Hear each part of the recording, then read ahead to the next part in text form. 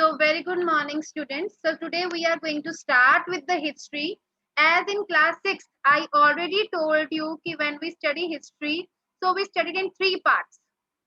जो हमने 6th में पढ़ी थी है ना, that was ancient history. उसमें हमने ancient history के बारे में पढ़ा था. In class 7th we are going to study medieval history, जिसका टाइम पीरियड स्टार्ट होता है 700 to 1750. 700 से लेके मतलब 7th सेंचुरी से लेके 18th सेंचुरी के मिड तक जो हम पढ़ेंगे that is your medieval history. और जब आप 8th क्लास में चले जाओगे तो there you are going to study modern history, जहां पे हम ब्रिटिश रूल के बारे में पढ़ेंगे. ठीक है. So today we are going to start with the second chapter, new kings and kingdoms. Same chapter we have already done in class 6, जिसमें हमने चोलास, चेरास, पांड्यास के बारे में पढ़ा था, मूवेंद्र टर्म के बारे में पढ़ा था, सतवाहनास के बारे में पढ़ा था. We have already done this in class 6. हमने क्लास 6 में पढ़ा था ना. So today we are going to start with the same chapter, पर इसमें हम कुछ और न्यू किंग्स और न्यू किंगडम्स के बारे में पढ़ेंगे, और स्पेशली जो हम डिटेल में पढ़ेंगे that's about Cholas. Last time भी हमने चोलास के बारे में हमने पढ़ा था थोड़ा सा. So this time we are going to study this dynasty, this kingdom in a detailed form. Okay. So now you can open your books, chapter number 2. So we are going to start. So this is our first chapter, chapter number 2 of history that we are going to start today. New kings and kingdoms. We have already studied about dynasties. अभी जब हमने class 6 में पढ़ा था, we studied about Mauryan Empire, Gupta Empire, we studied the meaning of dynasty. So can anybody tell me what do we mean by dynasty? Dynasty का मतलब क्या होता है before we start the chapter? Just raise hand. Yes, Manya. Ma'am, when the rulers of the same family rule after one another, the family is said to be a dynasty. Okay. Bani, would you like to give the answer for the same? Yes, ma'am. Ma'am, some persons ruling from one year to the second from the same family that are called dynasty. Okay. Like Gupta dynasty. हाँ, Mauryan dynasty. ठीक है. सो जब हम dynasty की बात करते हैं, so it means कि जब एक ही फैमिली के जो पीपल हैं they rule after one another, that is called dynasty. जैसे हमने मौर्यन डायनेस्टी की बात की थी, चंद्रगुप्त मौर्य के बारे में पढ़ा था, अशोका के बारे में पढ़ा था. तो डायनेस्टीज, तो उस टाइम पे बहुत सारी डायनेस्टीज एमर्ज हुई at the time of 7th century. So many dynasties were emerge, new kingdoms were form. तो उस टाइम पे रूलर्स के अलावा कुछ और लोग भी थे जो न्यू किंग्स बन गए थे. अगर आप यहाँ पे मैप देखो तो यहाँ पे आपको जैसे ये गुर्जर प्रतिहारास, चहामनास, जिनको लेटर चौहान्स के नाम से जाना जाता था, राष्ट्रकूतास, ठीक है, Palas, Cheras, Pandyas. so many new kingdoms were emerged at that time. But इसमें से कुछ रूलिंग क्लास थे जो डायनेस्टीज थी, मतलब एक का रूल खत्म हुआ तो उसके नेक्स्ट आगे सन ने रूल करना स्टार्ट कर दिया. But some new kings were also emerged. अब ये न्यू किंग्स कहां से बन गए? क्योंकि हमने क्या पढ़ा है कि एक राजा के मरने के बाद उसका जो सन है वो that was going to be rule. ठीक है. पर अब जो ये न्यू किंग्स थे ये कैसे रूल किए? अब है the emergence of new dynasties. तो ये न्यू डायनेस्टीज कैसे इमर्ज हुई हैं that we are going to study. So by the time of, अब एक तरह की स्टोरी की तरह इसे समझो कि 17th सेंचुरी में क्या था. उस टाइम पे बहुत बड़े बिग लैंडलॉर्ड्स थे, वॉरियर चीफ्स थे. So who were big landlords? Those who were having large lands, जिनके पास बहुत सारी लैंड थी उनको बिग लैंडलॉर्ड्स कहा गया. और वॉरियर चीफ्स जिनकी मिलिट्री में बहुत ज्यादा ही हाई पोजीशंस थी. ठीक है. तो उस टाइम पे हमारे जो सब कॉन्टिनेंट्स में, तो जो इसकी हम बात करते हैं इंडियन सब कॉन्टिनेंट में, so there were big landlords और warrior chiefs. उस टाइम पे ये थे. तो किंग ने क्या किया, because they were also very much powerful, तो किंग ने इनको अप्रिशिएट करना शुरू कर दिया. जो किंग्स थे उस टाइम के, they started acknowledging them, they started appreciating them, and they had given them the title samantas. उनको क्या कह के पुकार जाने लगा? समंतास. बिग लैंडलॉर्ड्स और वॉरियर चीफ्स को. अभी तक हमने जो पढ़ा था, हमने किंग्स के बारे में पढ़ा, हमने डायनेस्टीज के बारे में पढ़ा. पर by the passage of time जब हम 7th सेंचुरी की बात करते हैं, उस टाइम पे कुछ जो बिग लैंडलॉर्ड्स थे, जो वॉरियर्स चीफ्स थे, दे वर आल्सो वेरी पावरफुल। तो उनको किंग्स के नीचे रखा गया, ठीक है, और किंग्स ने उनको क्या कह के अप्रिशिएट किया, समंता। अब ये समंता क्या काम करते थे, what did they do, they expected to bring gifts for their kings, अपने किंग्स के लिए वो गिफ्ट लाते थे। Be present at their courts, उनके कोर्ट्स में जब भी कोर्ट से मीटिंग हुआ करती थी तो उन मीटिंग्स को अटेंड किया करते थे। Provide them with the military support, और जब भी किंग को मिलिट्री सपोर्ट की जरूरत होती थी तो उसको मिलिट्री सपोर्ट भी प्रोवाइड करते थे। तो जो समंतास थे, किस तरह के फंक्शंस, किस तरह से वो किंग को हेल्प करा करते थे, first to bring gifts to the kings, और ओवरलोड, ओवरलोड मतलब ओवरलोड जो उनसे ऊपर है, ऊपर उनसे कौन थे, द रूलर्स, ठीक है, उनके लिए गिफ्ट लेकर आया करते थे। Be present in their courts, उनके दरबार में प्रेजेंट रहा करते थे, उनकी कोर्ट की जो भी वहां पे प्रोसेस होता था उसको सुनते थे, उसमें पार्टिसिपेट करते थे। And provide them the military support, time आने पे वो उस किंग को या किंग्स को वो मिलिट्री सपोर्ट भी प्रोवाइड करते थे, क्योंकि आपको पता है जो किंग्स थे, they also done many military expeditions, वो दूसरे एरियाज पे भी अटैक किया करते थे। अब क्या था, स्लोली एंड ग्रेजुअली जो ये समंतास थे, दे आल्सो गेन पावर, इनको पावर मिलने लगी, इनको वेल्थ मिलने लगी, और इन्होंने अपने आप को क्या कहना शुरू कर दिया, महासमंता, महामंडलेश्वर, मतलब अपने समंता जो उनको वर्ड दिया गया था उसके आगे उन्होंने और वर्ड ऐड कर दिया, महासमंता और Mahamandaleshwar. It means the great lord, मतलब उस एरिया में उनके जैसा कोई भी नहीं है। And when did they give these titles to themselves? When they gained power and wealth, जब उनको पावर मिली, वेल्थ मिला, जब उनके हाथ में ये सब आ गया, पावर आ गई, वेल्थ आ गई, तो उन्होंने अपने आप को और बड़ा कहलाना शुरू कर दिया, महासमंता, महामंडलेश्वर। एंड समटाइम्स जब वो और ज्यादा पावरफुल बन गए, they declared their independence from their overlords, तो जो उनके जो रूलर्स थे उनसे भी उन्होंने कहा कि अब हम आपसे भी पावरफुल है, अब हम इंडिपेंडेंटली रूल कर रहे थे। First they ruled under the rulers, but उन्होंने उनके रूल को ओवरथ्रू कर दिया, उसको मानने से इनकार कर दिया, and they declared themselves as independent, अपने आप को उन्होंने इंडिपेंडेंट मानना शुरू कर दिया कि अब हमारे पास बहुत पावर है, अब हम अपने एरिया में इंडिपेंडेंटली रूल कर सकते हैं, हमें किसी रूलर के अंडर काम करने की जरूरत नहीं है। तो डिक्लेयर्ड देमसेल्फ इंडिपेंडेंट। और अब इसका एक एग्जांपल आपकी बुक में दिया गया है, राष्ट्रकूटास। अब जो ये राष्ट्रकूटास हैं, these were belong to Deccan, और ये किसके सबऑर्डिनेट्स थे, ये किसके समंतास थे, these were समंतास of चालुक्यास, तो ये चालुक्यास के समंतास थे, सबऑर्डिनेट टू द चालुक्यास, जो ये चालुक्यास के अंडर थे। और जो ये चालुक्या डायनेस्टी थी तो ये कहाँ पे रूल कर रही थी, कर्नाटका में, ठीक है। तो mid of the 8th century इसमें जो ये राष्ट्रकूटास थे, इनमें एक फेमस चीफ हुए हैं, that was Danti Durga. Danti Durga Rashtrakuta chief, उसने क्या किया, उसने ये मानने से इनकार कर दिया कि हम चालुक्य ओवरलॉर्ड के अंडर काम नहीं करेंगे, we were not supposed to be under the Chalukyas, अब हम चालुक्यास के अंडर नहीं हैं, so he overthrew, मतलब उसने ये एक्सेप्ट करने से मना कर दिया, उसने एक्नॉलेज किया कि अब हम खुद बहुत ज्यादा पावरफुल हैं, अब हम अपना खुद का किंगडम बनाएंगे, अब हम खुद अपने एरिया पे रूल करेंगे। For that he performed one ritual, जैसे हमने 6th में पढ़ा था कि जो किंग्स होते थे तो वो भी एक रिचुअल परफॉर्म करा करते थे, अश्वमेध यज्ञ, ठीक है, ताकि वो और पावर गेन कर सके। तो इस टाइम पे जो रूलर्स थे, जो पहले की, मतलब जो अगर हम दंती दुर्गा का एग्जांपल लें, first he was not a Kshatriya, वो क्षत्रिय वर्ण से नहीं था, so he performed a ritual, that ritual was Hiranyagarbha.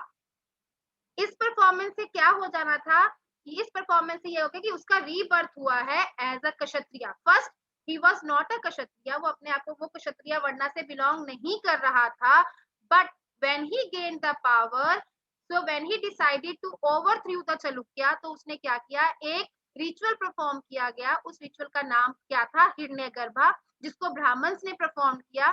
इस परफॉर्मेंस के बाद क्या हो गया, ये कंसीडर किया गया कि अब उसका रीबर्थ हुआ है, और अब वो किस वर्ण में पैदा हुआ है, दैट ही बोर्न इनटू क्षत्रिय वर्ण, ठीक है।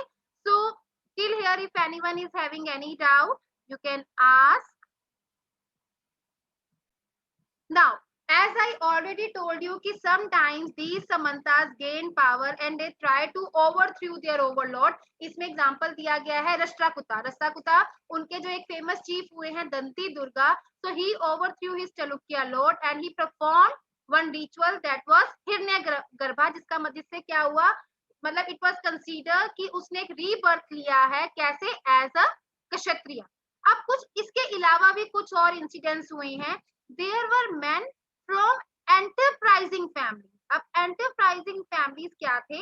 Those who were good of new things, जिनके पास मतलब those who want to gain more and more knowledge, those who want to do some difficult things. कुछ ऐसे लोग भी थे, कुछ ऐसी families भी थी जो आगे चल के न्यू डायनेस्टीज बनी. ठीक है. अब ये न्यू डायनेस्टीज, अब हर किसी में तो ये स्किल हो नहीं सकता. अब जो ये स्पेशल फैमिलीज थी, इनके पास मिलिट्री स्किल्स थे. इनको पता था कि किस तरह से लड़ाई लड़नी है, किस तरह से एरिया को कैप्चर करना है. तो इन फैमिलीज में से भी न्यू डायनेस्टीज फॉर्म हुई हैं. तो इसके एग्जांपल्स जो आते हैं, अब देखो बेटा, इन बड़े बड़े वर्ड्स को देख के ये नहीं कहना कि कितने बड़े बड़े अजीब अजीब से नाम है. आप इनको थोड़ा इनको ब्रेक करके आप पढ़ सकते हो. जैसे इसमें है कदम, मौर्य, शर्मन. इसको आप अलग अलग करके पढ़ सकते हो. कदम, मौर्य, शर्मन. ठीक है. और ये है गुज्जर, प्रतिहार, हरिचंद्र. तो कुछ ऐसी फैमिलीज भी हुई हैं, those who wanted to do some difficult things, some new things, they had military skills. तो उन्होंने भी अपने किंगडम्स बनाए. एक समंताज ने अपने न्यू किंगडम्स बना लिए, पर कुछ ऐसी फैमिलीज भी थी जिनमें कुछ ऐसे लोग थे जो बहुत मुश्किल काम को करना चाहते थे, कुछ न्यू करना चाहते थे, उनमें मिलिट्री स्किल्स भी थे. तो they also had there kingdoms. तो उनका एग्जाम्पल आता है कदम्ब, मौर्य शर्मन एंड गुर्जर प्रतिहारा हरिचंद्र. तो ये कदम मौर्य शर्मन है, ये कर्नाटका में हुए हैं. ठीक है. और जो ये गुज्जर प्रतिहारा है, दैट वाज फ्रॉम राजस्थान. ठीक है.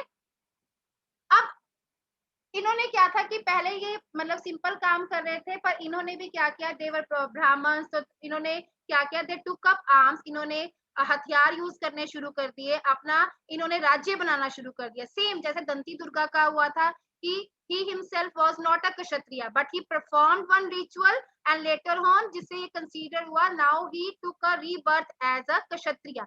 तो ये भी जो लोग थे, so first they were not kshatriyas but they took to the arms. इन्होंने हथियार यूज करने शुरू कर दिए. they captured more and more areas and they established their kingdom. ठीक है. तो उन्होंने अपना अलग अलग किंगडम्स बनाना स्टार्ट कर दिया. तो they were also consider as new kings. अब आती है एडमिनिस्ट्रेशन. अब जो ये किंगडम्स तो बन गए, न्यू किंग्स आ गए, किंगडम्स बन गए, तो इनकी एडमिनिस्ट्रेशन कैसे है. अब जो ये नए किंग्स बने, इन्होंने अपने आप को बहुत ही ऊंचे ऊंचे, बहुत ही जैसे ना हाई साउंडिंग टाइटल्स देने शुरू कर दिए. महाराजा, महाराजाधिराज, त्रिभुवन चक्रवर्ती. त्रिभुवन चक्रवर्ती मतलब तीनों लोगों का स्वामी. ठीक है. इस तरह के टाइटल्स देने शुरू कर दिए. अब देखा जाए कि चाहे इनके टाइटल्स बहुत हैवी थे, in spite of being heavy titles, जो ये किंग्स थे, दे वर नॉट कंपेटिटली, मतलब ये इतने ज्यादा पावरफुल नहीं थे. इनके सिर्फ टाइटल्स ही बहुत बड़े बड़े थे, ऐसे साउंड करते थे कि ये बहुत पावरफुल है, but in reality they were not as much as powerful. ठीक है. Sometimes they share their powers. अब कई बार इनको अपनी पावर्स को शेयर करना पड़ता था with their samantas and sometime associations of peasants, traders and Brahman. तो इन्होंने अपने आप को टाइटल्स दे दिए. जो ये न्यू किंग्स बने थे, इन्होंने अपने आप को टाइटल्स दिए, महाराजा, महाराजाधिराज, त्रिभुवन चक्रवर्ती, ऐसे इन्होंने टाइटल्स दिए. बट ये सिर्फ जैसे होते ना नाम के टाइटल्स थे, ये इतने ज्यादा पावरफुल नहीं थे. They had to share their power. अपनी पावर को इन्होंने शेयर किया विद द सबऑर्डिनेट्स, चाहे वो बिग लैंडलॉर्ड्स थे, चाहे वो वॉरियर चीफ्स थे, चाहे वो पीजेंट की एसोसिएशंस थी, चाहे वो ट्रेडर्स की एसोसिएशंस थी या ब्राह्मण्स थे. इन सबके साथ इन्होंने अपनी पावर्स को शेयर किया. अब एरिया को रूल करना है, एडमिनिस्टर करना है, सो दे नीड रेवेन्यू. अब हमने ये पढ़ा था, तो रेवेन्यू बेसिकली कहाँ से आ रहा है, that revenue from the land revenue, peasants. ठीक है. So they collected the the revenue from peasant, cattle keepers, artisans, craft person से वो ले रहे थे। उनको कई बार मजबूर करते थे, कंपेल्ड करते थे कि जो whatever they were producing उसका कुछ portion they should give as in the form of revenue, कि उनको अपनी, जैसे कोई फार्मर है तो अगर उसने कोई एग्रीकल्चर की है, कोई क्रॉप उगाई है, तो उसका कुछ पोर्शन इनको देना पड़ेगा। अगर आर्टिसन है, उसने कोई काम किया है, तो उसका भी कुछ ना कुछ शेयर उनको किंग्स को देना पड़ेगा। We have done in mahajanapada, जहाँ पे उन्होंने 1/6 land revenue was there, and जो ट्रेडर्स थे they had to pay the taxes, जो आर्टिसंस थे they had to provide the services.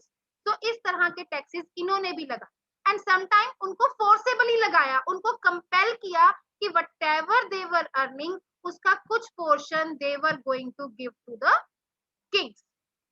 अब कई बार जैसे होता है, कईयों ने अपनी लैंड, अब जैसे लैंडलॉर्ड्स थे तो उन्होंने अपनी लैंड किसी को दे रखी है कि आप यहाँ पे कल्टीवेशन करो, तो उसका भी एज अ रेंट लिया जाता था। व्हाटएवर दे प्रोड्यूस, तो उसका भी कुछ ना कुछ portion they were given as a rent to the over और टू दैट पर्सन। और revenue was also collected from traders, जो ट्रेडर्स जो एक जगह से दूसरी जगह सामान ला रहे थे, बेच रहे थे, तो उनसे भी वो रेवेन्यू कलेक्ट करते थे। अब आता है कि जो ये रेवेन्यू रिसोर्सेज थे, ये सारे यूज कहाँ पे हो रहे थे, where these resources were used. So these resources were used to finance the kings establishment. Kings की मतलब किंग्स ने अपनी आर्मी पे स्पेंड करना है, किंग्स ने अपना फोर्ट बनाना है, किला बनाना है, टेम्पल्स बनाने हैं, और बेसिकली जो उन्होंने लड़ाइयां लड़नी है। So these resources were used to fight wars. अब जब वॉर्स होंगी, they were going to acquire more land, बहुत ज्यादा एरिया अपने अंडर ले आएंगे, तो वहां से भी उनको वेल्थ मिलेगी। तो that wealth was also used for the same purpose. तो किंग के पास वेल्थ कहाँ से आ रही है? किंग के पास जो वेल्थ आ रही है may be in the form of revenue, and the secondly the fight, when they fight Wars, जब लड़ाई लड़ते हैं, जब किसी एरिया को अपने अंडर लेके आते हैं, तो उस एरिया की वेल्थ को भी अपने पास कैप्चर कर लेते हैं, ठीक है, और उस एरिया की जो लैंड है, उसके जो ट्रेड रूट्स हैं, वो भी कैप्चर कर लेते हैं। In this form they also get the money, उनको ये रिसोर्सेज मिलते हैं। और इन रिसोर्सेज को कौन कलेक्ट करता है? Who collected these all these things? The revenue was collected by either by the influential families, जो बहुत ही इन्फ्लुएंशियल, बहुत ही रिच फैमिलीज हैं, एंड और जो ये पोजीशंस हैं दैट वर हेरिडिटरी। आपको पता है कि जो ये इन्फ्लुएंशियल फैमिलीज हैं, basically they were belong to the king side, kings के रिलेटिव होते हैं, क्लोज रिलेटिव्स होते हैं, तो ये इनके बिहाफ पे इन रेवेन्यूज को कलेक्ट करते हैं। और इनकी जो पोजीशन है हेरिडिटरी, जिस फैमिली को एक बार कह दिया ना कि आपने रेवेन्यू कलेक्ट करना है, वही फैमिली आगे से आगे उसके जो बच्चे होंगे they were going to collect the revenue. Same in the army, जिसको आर्मी में कोई हाई पोजीशन मिल गई, तो आगे से आगे उसके बच्चों को आर्मी में वो पोजीशन मिलती जाए, ठीक है। तो जो ये न्यू किंग्स थे, how they administered their kingdoms, they started collecting the revenues, they starting fight wars, and after winning the land, जब भी किसी लैंड को वो विन करते थे, they also acquired the wealth of that area, उस area से उसकी जो वेल्थ है वो एक्वायर कर लेते थे, लैंड एक्वायर कर लेते थे, उसके ट्रेड रूट्स को एक्वायर कर लेते थे। और जो भी हम पढ़ रहे हैं कि पीजेंट से या आर्टिसन से, ट्रेडर से, who were collecting the taxes, the people from the influential families, जो rich families से persons belong करते थे, they collected the revenue. और जो ये positions थी that were hereditary, that passed from generation to generation. Same for collecting revenue, same for army. army में भी जो लोग थे जो हाई पोजीशन पे थे, तो नेक्स्ट जो हाई पोजीशन पे जो लोग जा रहे थे वो उन्हीं की फैमिली में से जा रहे थे। So these positions were hereditary, passing from generation to generation.